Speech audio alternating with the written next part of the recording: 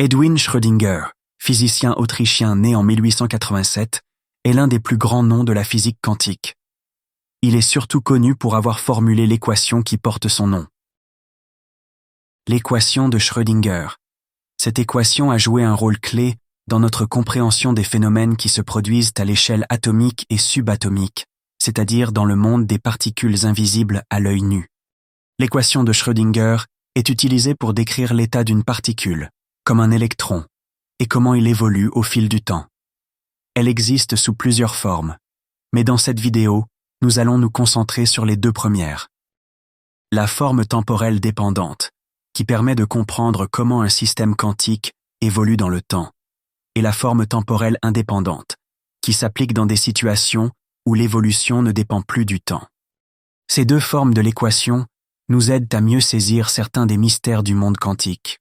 Bien que les détails mathématiques puissent sembler complexes, notre objectif ici est de vous expliquer de manière simple ces concepts, afin que vous puissiez comprendre les bases de cette équation fascinante. Dans l'équation de Schrödinger, le I représente l'unité imaginaire, un concept mathématique important en physique quantique. Que fait ici?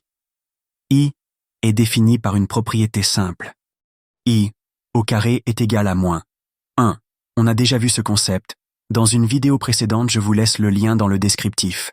Le I est essentiel pour que l'évolution des particules quantiques, comme les électrons, puisse être représentée sous forme d'ondes qui oscillent. Cela permet d'expliquer des phénomènes quantiques que l'on ne peut pas observer à l'échelle macroscopique, comme le comportement des objets quotidiens. Ce prononce h-bar est une petite quantité qui sert à relier l'énergie d'une particule à sa fréquence. Elle est utilisée pour décrire des phénomènes à l'échelle atomique, comme le comportement des électrons dans un atome. C'est la constante de Planck réduite. Cette constante est fondamentale en physique quantique et elle définit l'échelle des effets quantiques. Elle relie la quantité d'action dans un système quantique à l'énergie et à la fréquence. Il permet de comprendre des concepts comme les quantités discrètes d'énergie. Par exemple, dans un atome, les électrons n'ont que certaines valeurs d'énergie précises et aident à calculer ces niveaux d'énergie. Elle montre que les grandes quantités, comme les objets que l'on voit dans la vie quotidienne, sont différentes des comportements quantiques à petite échelle, comme les particules. Se prononce dérivée partielle.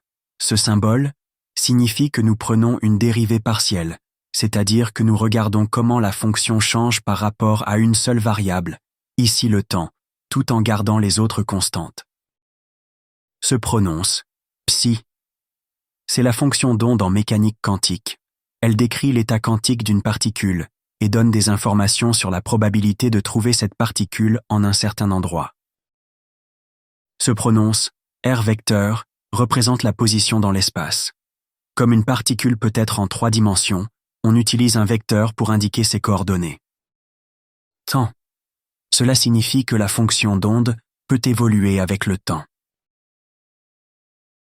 Se prononce dérivée partielle de psi par rapport au temps. Cette partie mesure comment la fonction d'onde change avec le temps. En d'autres termes, elle nous indique l'évolution temporelle de la particule. Que signifie cette expression dans l'équation de Schrödinger? Cette expression mesure la variation de la fonction d'onde au fil du temps. Elle est utilisée dans l'équation de Schrödinger temporelle dépendante pour expliquer comment l'état d'un système quantique évolue. Plus cette dérivée est grande, plus l'état change rapidement. En résumé, cette expression nous dit comment la probabilité de trouver une particule en un certain endroit change avec le temps. C'est l'hamiltonien. L'hamiltonien est un opérateur qui représente l'énergie totale du système, qui comprend à la fois l'énergie cinétique et potentielle de la particule. L'énergie cinétique est l'énergie liée au mouvement. C'est l'énergie qu'une particule, comme un électron ou une voiture, possède quand elle se déplace. L'énergie potentielle est l'énergie liée à la position d'un objet dans un champ de force. Cela signifie que l'énergie d'une particule peut être influencée par des forces externes qui agissent sur elle. C'est la fonction d'onde de la particule, qui dépend de la position et du temps. La fonction d'onde nous dit où la particule est susceptible de se trouver. Le terme gauche de l'équation représente donc le changement temporel de la fonction d'onde, c'est-à-dire comment l'état quantique d'une particule évolue au cours du temps. Le terme droit de l'équation représente donc l'énergie totale du système, cinétique plus potentiel, appliquée à la fonction d'onde. Il décrit l'influence de l'énergie sur l'évolution de la fonction d'onde.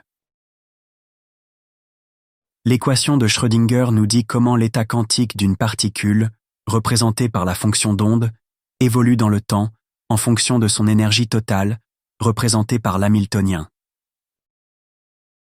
La solution de l'équation de Schrödinger donne la fonction d'onde. Cette fonction contient toutes les informations sur la particule, où elle se trouve, probabilité de position, comment elle se déplace, probabilité de mouvement. Maintenant, la forme temporelle indépendante de l'équation de Schrödinger est utilisée quand on travaille avec des systèmes où l'énergie ne change pas dans le temps, comme un électron dans un atome stable. Cette forme nous aide à comprendre les états d'énergie quantifiés dans ces systèmes. C'est encore l'hamiltonien, que nous avons déjà vu. Il représente l'énergie du système. La fonction d'onde de la particule, mais cette fois elle ne dépend que de la position, car le temps est constant. On la prononce de la même manière, psi. Cela représente l'énergie associée à cet état particulier. On prononce E comme dans énergie. Dans cette équation, l'énergie est une constante, ce qui signifie que l'énergie ne change pas dans le temps. Cette forme de l'équation nous permet de trouver des solutions pour des systèmes à énergie constante, comme les niveaux d'énergie des électrons dans un atome. Ces solutions nous montrent que l'énergie des particules quantiques est quantifiée, c'est-à-dire qu'elle ne peut prendre que certaines valeurs discrètes.